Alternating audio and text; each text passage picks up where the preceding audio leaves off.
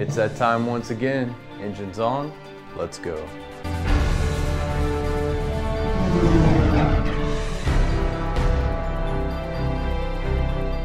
Welcome back to another weekly episode of The Whole Truth. My name is Wes, and it's my job to bring you relevant Star Citizen news every week in a concise format. Sit back and join me for episode number 31. What's up, everyone? It's great to be back doing the show. I've missed a few weeks due to illness, no internet for a week, and conflicting scheduling issues on the only day I have every week to make this show. I think I've adjusted all of those things out, and Whole Truth will have a new release day from now on, and that's on Tuesday mornings. Thanks for bearing with me through a very busy time in my life. Enough about me, let's get updated on Star Citizen. So if you've been hiding under a rock lately, you might have missed the fact that Arena Commander has released. That's right, if you're an alpha backer or you purchased the AC module pass on the official site, you now have access to the single player portion of Arena Commander known as Vandal Swarm. Vandal Swarm is a fight to the death or 3 deaths against increasingly harder waves of enemies using one of 3 trusty ships, the Hornet, the 300i, or the Aurora. Which ships you have to fly in your hangar will depend on which ships and packages you own. The multiplayer portion of Arena Commander is still in very limited quantity. In fact, we're assuming it may only be internal right now. And if you remember, it goes by backer number as to who gets access. The word on the street is that less than 250 people will get into the initial release of the multiplayer. As the system becomes more stable, more people will be allowed in. Toward the end of the show, we'll talk a little bit more about Arena Commander and how you can get set up to have a little bit of a better experience in the game, even with all of the bugs and some of the functionality that's missing right now. Let's do the RSI website recap. This week we had the finale of the Next Great Starship, and the final vote was between 4 Horsemen's Aegis Redeemer and Shard Collective's Boomslang. With quite a decisive vote, 4 Horsemen won the competition and the $30,000 paycheck. As of right now, you can check out the Redeemer gunship in your hangar for a limited time. I personally voted for the Boomslang. Keep in mind that during the competition, Chris Roberts did say that he would love to see both of these ships in the universe. My guess is that we'll see that come true at some point. Congratulations to the winners and everyone else that put so much time and effort into the competition. Excellent work. Freelancer variants are out, along with the new brochure and a commercial. Let me tell you, that commercial is brilliant. I think you'll be pleased. We start out with the Freelancer Dur, a long duration exploration ship that's specifically outfitted for that job. Next up we have the Freelancer Max, which is a straight up trade ship with a lot of extra cargo space for all you space truckers out there. Did I hear somebody say square pigs? Last but not least, we have the Freelancer Miss. The Miss is a missile boat used by the UEE military and now available for civilian use. The Miss is a limited sale and it will end on Monday the 16th of June. I originally purchased a Freelancer for exploration, so I upgraded that one to a Dur, and I purchased a Miss as well. I've been in love with the Freelancer design since I first saw it. The autoloader missile pods on the MIS are awesome, and don't forget, it's listed as a 3 crew ship instead of 2 like the other Lancers. As I said, we also got the brochure release and the commercial, which you've been watching in the background here. I wanted to mention the voice acting in the commercial, which is top notch. Let's have a listen. You might recognize this one. Trusted names like Bering and Cronin. You aren't too worried.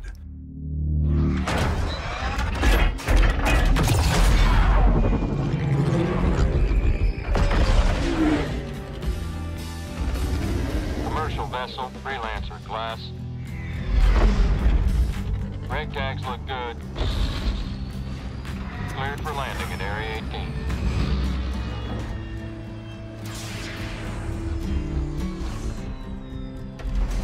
You're the one they come to when they need a job done right.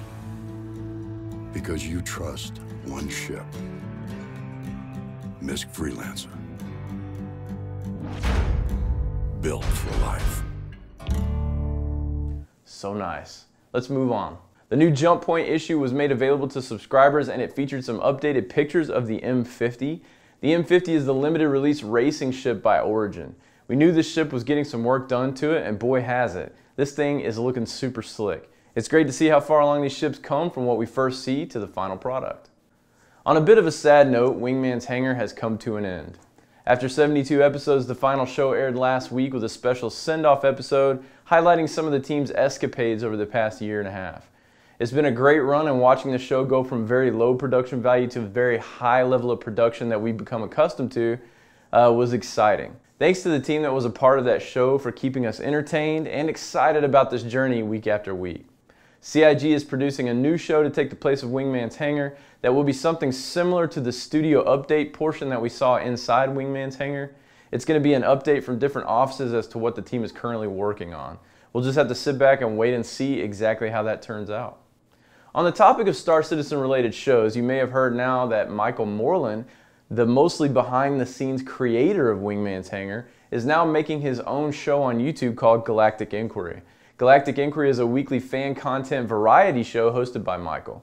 Michael believes the same as I do that Star Citizen is about the community, and that's what he wants to make this show about. Galactic Inquiry will feature fan fiction, news, and interviews from the Star Citizen universe. Michael approached me about doing a segment on the show, and I'm happy to report that yours truly will be appearing on Galactic Inquiry with a weekly segment. I'm really excited to be a part of it, and I can't say enough about the quality I've seen out of Michael and his work on Wingmans Hangar. It was awesome watching that show blossom at the production level, and Michael was responsible for that. If you want to show some support for Michael and his new show, you can head over to his Patreon site and get signed up. As always, clickable links will be in the Show More Info section below the video window. To finish off the website news, Star Citizen hit $45 million in crowdfunding this week. Fueled by the hype train that is Arena Commander and the release of the Freelancer variants, crowdfunding is already over halfway to the next goal as well. At $45 million, we unlock the Hadesian artifact. This is a puzzle item that will lead you through a really cool storyline and hopefully one day help you find some exploration-related goodies and locations. Exactly how it will work or what it will do hasn't been revealed yet, but it's great to see CIG dropping this exploration mechanic on us. Really looking forward to more of this kind of thing in the future. The vote for the final Flare Awards shows the engine tuning kit winning out. This post on the site also includes a place to vote for the focus of the next ship commercial. I personally voted for the Caterpillar, but as of right now, the Retaliator and the Avenger are tied at 21%. So get over there and cast your vote so you can see your favorite ship win.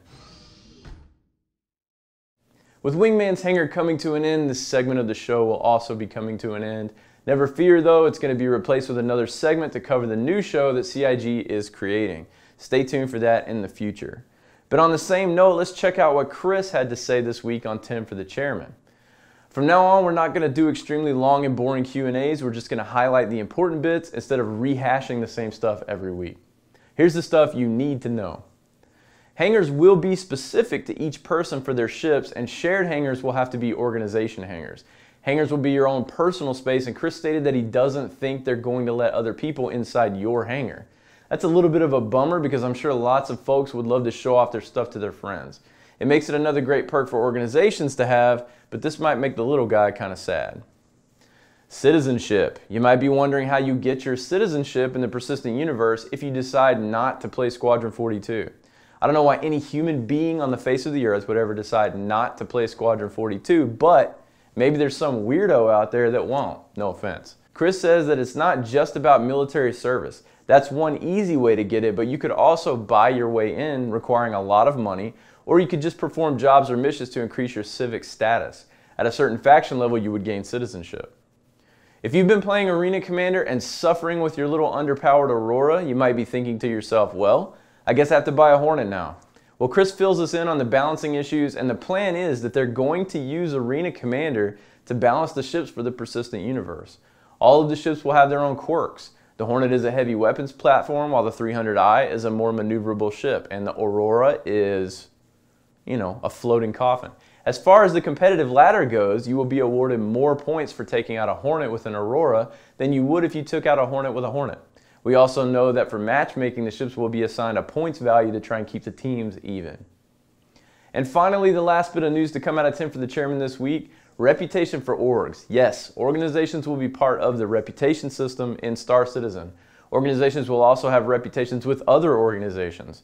Your own personal character's reputation is also based on the reputations with other organizations. What I hope I'm hearing here is that player-created orgs will be factions in their own right. It's pretty awesome to have a faction creation system built into an MMO from the get-go like this, and having that be tied into the game mechanics for reputation is going to be awesome. It would be great if the system also marks a faction level for your organization in relation to NPC factions and people in your organization will need to align with that or deal with that to some extent. That does it for the Q&A info coming from CIG this week. Let's do some other news. This week in other news, I want to talk a bit about Arena Commander and how you can make it work better for you. I'm going to talk briefly about several things you can edit and or change to make the experience a little bit more manageable and hopefully more fun along the way with a liberal amount of links to what you might need. First, let's talk about the flight model. People have been going nuts over this, and luckily we have some developers responding in a timely fashion on the forums to let us know what's really going on. For most people, the flight model feels really strange and it's not anything close to what they were expecting. It's fairly arcade-like and definitely doesn't work well out of the box for joystick users.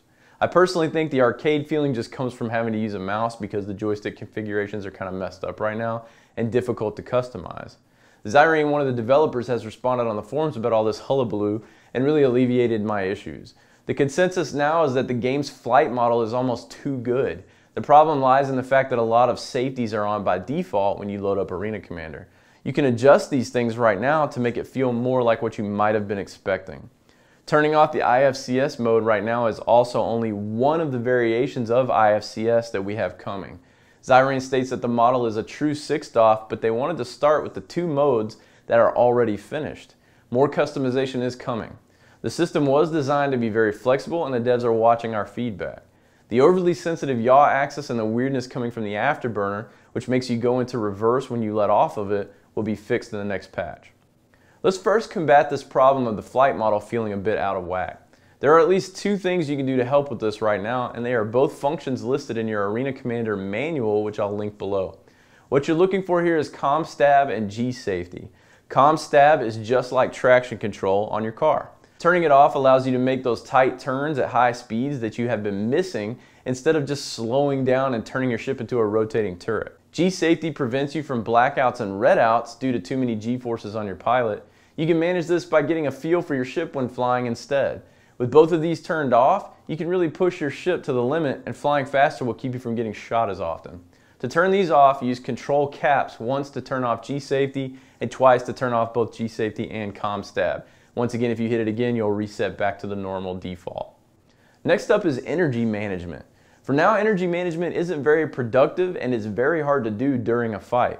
I'm linking a very brief but concise video on how to manage your energy. Now, considering how fiddly energy management is, let me suggest a program called Voice Attack. Voice Attack lets you bind actions in the game to your own voice commands. This really is a game changer. So much so that CIG is now looking into this voice command system and trying to decide if it's a type of functionality they could add to the game permanently. I've linked a video by Ichuta on YouTube that walks us through setting up the voice commands, and another Reddit thread by Nearly Legit that includes a pre-made profile for you to start with as a basis. Thank you for the video and the profile, guys. On the topic of Arena Commander, let's keep in mind this is basically a pre-alpha piece of a full game. This is the groundwork that's being laid for the rest of the game, and we're getting to participate at a very early time. This will continue to get better and better. I'll leave you with a couple of tips for Arena Commander. Tip number 1. If you have other ships or weapons in your hangar, try changing the weapons out on your ship and find your best layout. Number 2. Don't waste your ammo or energy firing at targets that are over about 750 meters away. You can hit targets up to about 1,200 meters away, but only if they're moving directly away from you or directly towards you. This is also dependent on the projectile speed of the weapon you're using. I typically don't fire any of my weapons until I'm within 750 meters. Even then, if the ship is moving quickly and perpendicular to me, I typically hold off on my shots. I've made it to wave 15 now, but I still haven't quite beaten that final wave. My favorite ship so far to fly in Arena Commander is the 300i for its extreme maneuverability. That big ol' engine does get shot up quite a bit though. Many times I have completely lost it and been floating around in space with just a hull. The r/Star Citizen post of the week goes to Firestarter18X for his thread, Star Citizen Flight School. In this thread, Firestarter lays out the basics of the theory you need to know to become a better pilot in the Star Citizen universe. Give this thread a read and let Firestarter know you appreciate the time taken to put this out there for us. Thank you, Firestarter, for giving us some quality information amongst a sea of internet garbage. And with that, we come to the end of another episode. I just gotta say that it's really great to be back. Expect a few changes here and there in the coming weeks, and keep an eye out for the first episode of Galactic Inquiry, which will be showing up very soon. Engines powering down. See you all next week on The Whole Truth. Goodbye.